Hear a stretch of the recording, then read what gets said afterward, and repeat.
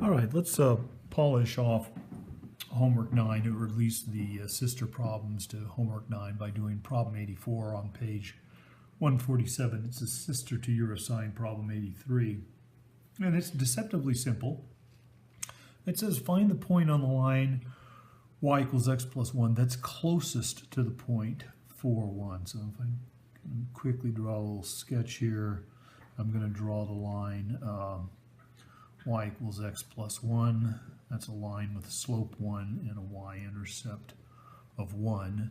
And then I'm going to draw the point 4, 1 right here. And what we're after is the point that resides on this line that is closest out of all the points of the line in this line to this point, 4, 1.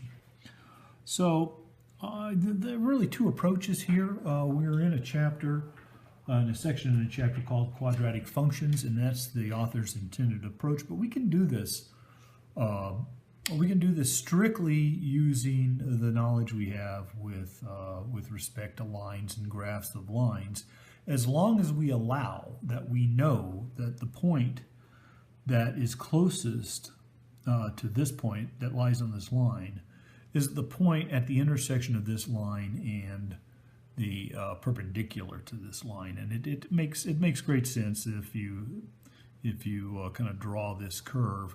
I'll just do this very quickly so that you can see that prior to kind of picking up this lore concerning quadratic functions and optimization problems associated, we could have done this beforehand. All I need to do is write down what the equation of this line is, and I'm going to end up using point slope form, and I'm going to be able to write it down by inspection fairly quickly, because the slope of this line, if it's perpendicular to the line y equals x plus 1, it has the negative reciprocal of the slope of this line, which has a slope of 1. Therefore, the slope of this perpendicular line has a slope of negative 1. And it goes through the point 4 and 1.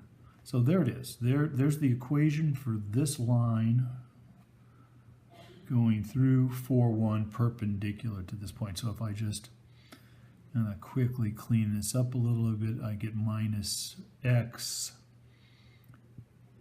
plus 4 plus 1 plus 5. So here's the line y equals x plus 1. Here's the line minus x plus 5. They intersect, and they intersect when these two y values, they intersect at a value of x where these two y values are the same. So all I have to do then is solve x plus 1 is equal to minus x plus 5. I get a 4 on this side, 2x is over here. I get x is equal to 2. So this value, the value of x for which these two lines coincide, is 2, and the value of y associated with this point that's sitting on this curve is 3.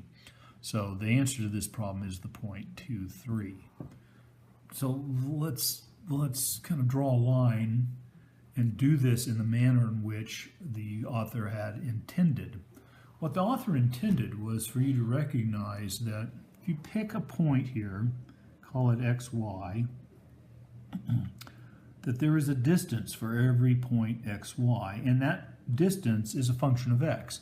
If I pick a point here as I've shown, I get a distance from here to here. If I pick a point x that's up here, I get this distance, very different than this one. So the distance between this point 4, 1 and the point that we choose on the line is a function of x. And in fact, we can write down what that distance is pretty quickly just by using the distance formula. If I'm going to find the distance between the point xy and the point 4, 1, I'm going to just subtract the x coordinates, x and 4. I'm going to square them, and then I'm going to add to that the square of the difference in the y components, y and 1.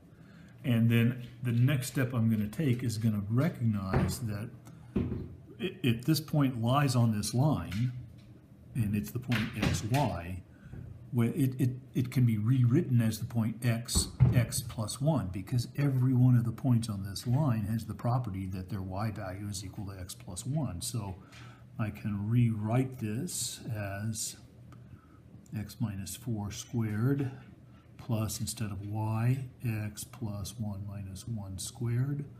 That's x minus 4 squared plus x squared. And now if I work everything out, I'm going to expand this term out, I get an x squared plus an x squared is a 2x squared.